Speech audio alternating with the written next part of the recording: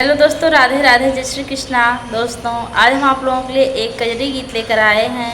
आप लोग वीडियो को फुल वॉच करके देखिए। इस गीत में एक पत्नी अपने पति से झाड़ू लगाने के लिए कह रही हैं और सासू अम्मा के साथ कैसा व्यवहार है उनका, देवरानी जेठानी के साथ जो भी हैं। आप लोग वीडियो पर बने रहिए और यह गीत आप लोगों को कैसे लगे कमेंट में ज़रूर बताइएगा। पिया भोर भोर झाड़ू लगावा करा, काम कुछ करावा कराना। पिया भोर भोर झाड़ू लगावा करा, काम कुछ करावा कराना। सासू रानी के जगवता उनके तन के समझौता, सासू रानी के जगवता उनके तन के समझौता। मम्मी दुल्हन के हमरे ना सतावा करा, काम कुछ करावा कराना।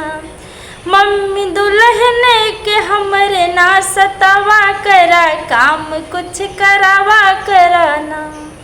पिया भोर भोर झाड़ू लगावा करा, काम कुछ करावा कराना। पिया भोर भोर झाड़ू लगावा करा, काम कुछ करावा कराना।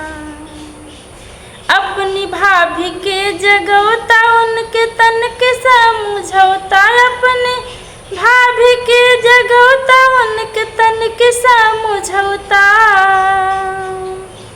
भाभी दुल्हन के हमरे ना सतावा करा, काम कुछ करावा कराना।